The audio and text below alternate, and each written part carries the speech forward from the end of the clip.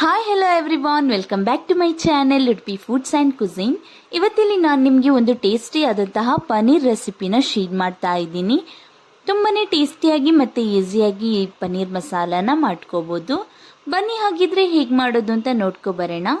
ಆದರೆ ಅದಕ್ಕಿಂತ ಮುಂಚೆ ನೀವು ಇನ್ನೂ ನನ್ನ ಚಾನೆಲ್ನ ಸಬ್ಸ್ಕ್ರೈಬ್ ಮಾಡಿಲ್ಲ ಅಂತ ಅಂದರೆ ಪ್ಲೀಸ್ ಸಬ್ಸ್ಕ್ರೈಬ್ ಮಾಡಿ, ಹಾಗೆ ಪಕ್ಕದಲ್ಲಿರೋ ಬೆಲ್ ಐಕನ್ನ ಮರೀದೆ ಕ್ಲಿಕ್ ಮಾಡಿ. ಹೀಗೆ ಮಾಡೋದ್ರಿಂದ ನನ್ನೆಲ್ಲ ಹೊಸ ರೆಸಿಪೀಸ್ಗಳು ನಿಮಗೆ ನೋಟಿಫಿಕೇಶನ್ ಮೂಲಕ ಬರುತ್ತೆ. ಮೊದಲಿಗೆ ಇಲ್ಲಿ ಸ್ಟವ್ ಮೇಲೆ ಒಂದು ಫ್ರೈಯಿಂಗ್ ಪ್ಯಾನ್ನ ಇಟ್ಕೊಳ್ಳೋಣ. ನಂತರ ಇದಕ್ಕೆ ಒಂದು 2 ಟೇಬಲ್ ಸ್ಪೂನ್ ಅಷ್ಟು ಅಡುಗೆ ಆಯಿಲ್ನ ಆ್ಯಡ್ ಮಾಡ್ಕೊತಾ ಇದ್ದೀನಿ. ಎಣ್ಣೆ ಒಂದ್ಸಲ ಬಿಸಿ ಆದಮೇಲೆ ಇದಕ್ಕೆ ನಾನು 1 ಪೀಸ್ ಚಕ್ಕೆ, 2 ಲವಂಗ, 1 ಏಲಕ್ಕಿನ ಆ್ಯಡ್ ಮಾಡ್ಕೊತಾ ಇದ್ದೀನಿ. ಇದೊಂದು ಸ್ವಲ್ಪ ಎಣ್ಣೆಲಿ ಹಾಗೆ ಫ್ರೈ ಆಗಲಿ. ಒಂದ್ಸಲ ಇದು ಫ್ರೈ ಆದಮೇಲೆ ಇದಕ್ಕೆ ನಾವು ಒಂದು ಕಟ್ ಮಾಡಿಟ್ಕೊಂಡಿರೋ ಈರುಳ್ಳಿನ ಆ್ಯಡ್ ಮಾಡ್ಕೊಳ್ಳೋಣ. ನಂತರ ಇದನ್ನು ಸ್ವಲ್ಪ ಹಾಗೆ ಫ್ರೈ ಮಾಡ್ಕೊಳ್ಳೋಣ. ಇದನ್ನು ಒಂದು 5 ಸೆಕೆಂಡ್ ಫ್ರೈ ಮಾಡ್ಕೊಂಡಾದ್ಮೇಲೆ ಇದಕ್ಕೆ ನಾವು ಒಂದು ಕಟ್ ಮಾಡಿಟ್ಕೊಂಡಿರೋ ಟೊಮ್ಯಾಟೊನ ಆ್ಯಡ್ ಮಾಡ್ಕೊಳ್ಳೋಣ. ನಂತರ ಇದಕ್ಕೆ ಒಂದು 2 ಬ್ಯಾಡಗಿ ಮೆಣಸನ್ನ ಕೂಡ ಆ್ಯಡ್ ಮಾಡ್ಕೊತಾ ಇದ್ದೀನಿ. ಇವಾಗ ಇದನ್ನೆಲ್ಲ ಒಂದು ಸ್ವಲ್ಪ ಫ್ರೈ ಮಾಡ್ಕೊಳ್ಳೋಣ.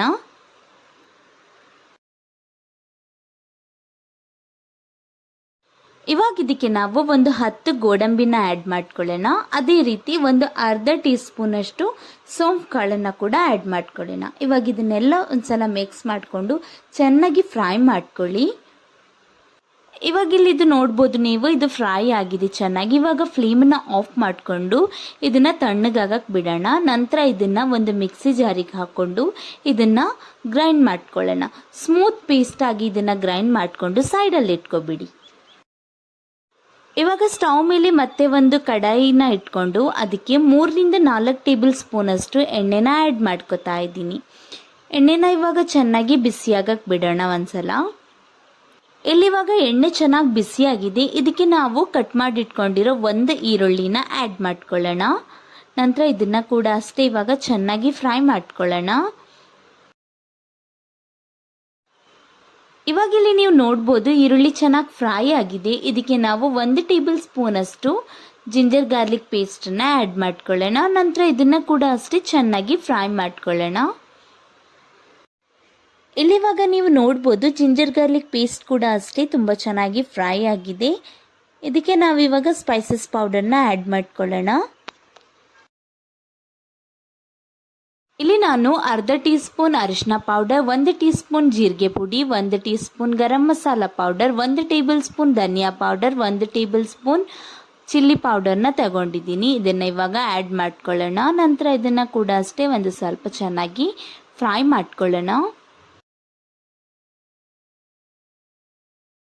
ಇವಾಗ ಇಲ್ಲಿ ನೀವು ನೋಡ್ಬೋದು ಸ್ಪೈಸಸ್ ಪೌಡರ್ ಚೆನ್ನಾಗಿ ಎಣ್ಣೆ ಜೊತೆ ಫ್ರೈ ಆಗಿದೆ. ಇವಾಗ ಇದಕ್ಕೆ ನಾವು ರುಬ್ಬಿರೋ ಮಸಾಲೆನ ಆ್ಯಡ್ ಮಾಡ್ಕೊಳ್ಳೋಣ. ನಂತರ ಇದನ್ನು ಕೂಡ ಅಷ್ಟೇ ಒಂದು 2ರಿಂದ 3 ನಿಮಿಷ ಚೆನ್ನಾಗಿ ಎಣ್ಣೆಯಲ್ಲಿ ಫ್ರೈ ಮಾಡ್ಕೊಳ್ಳಿ. ಇವಾಗ ನೀವು ನೋಡ್ಬೋದು ಎಣ್ಣೆ ಜೊತೆ ಇದು ಚೆನ್ನಾಗಿ ಮಸಾಲೆ ಫ್ರೈ ಆಗಿದೆ. ಇವಾಗ ಇದಕ್ಕೆ ನಾವು ಒಂದು ಅರ್ಧ ಕಪ್ ಅಷ್ಟು ಗಟ್ಟಿ ಮೊಸರನ್ನ ಆ್ಯಡ್ ಮಾಡ್ಕೊಳ್ಳೋಣ. ನಂತರ ಇದನ್ನು ಕೂಡ ಅಷ್ಟೇ 1ರಿಂದ 2 ನಿಮಿಷ ಚೆನ್ನಾಗಿ ಫ್ರೈ ಮಾಡ್ಕೊಳ್ಳಿ ಇದ್ರ ಜೊತೆ.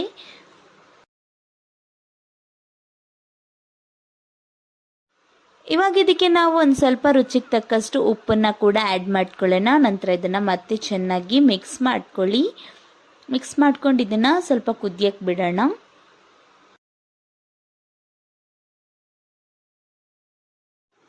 ಇವಾಗ ಇದಕ್ಕೆ ನಾವು ಒಂದು 200 ಗ್ರಾಮ್ ಅಷ್ಟು ಪನ್ನೀರ್ನ ಆ್ಯಡ್ ಮಾಡ್ಕೊಳ್ಳೋಣ. ನಂತರ ಚೆನ್ನಾಗಿ ಇದನ್ನು ಮಿಕ್ಸ್ ಮಾಡ್ಕೊಳ್ಳಿ. ಒಂದ್ಸಲ ಇದು ಚೆನ್ನಾಗಿ ಮಿಕ್ಸ್ ಆದಮೇಲೆ ಇದಕ್ಕೆ ನಾವು 1 ಗ್ಲಾಸಷ್ಟು ನೀರನ್ನು ಆ್ಯಡ್ ಮಾಡ್ಕೊಳ್ಳೋಣ. ನಂತರ ಇದನ್ನು ಒಂದು ಕುದಿ ಬರೋ ಗಂಟ ವೆಯ್ಟ್ ಮಾಡಿ. ಮತ್ತು ಇಲ್ಲಿ ನಿಮಗೆ ಉಪ್ಪು ಖಾರ ಏನಾದರೂ ಬೇಕು ಅಂತ ಅನಿಸಿದ್ರೆ ಆ್ಯಡ್ ಮಾಡ್ಕೋಬೋದು. ಇವಾಗ ಇದಕ್ಕೆ ಒಂದು ಪ್ಲೇಟನ್ನು ಮುಚ್ಚಿ 10 ನಿಮಿಷ ಇದನ್ನು ನೀವು ಮೀಡಿಯಂ ಫ್ಲೇಮಲ್ಲಿ ಬೇಯಿಸ್ಕೊಳ್ಳಿ.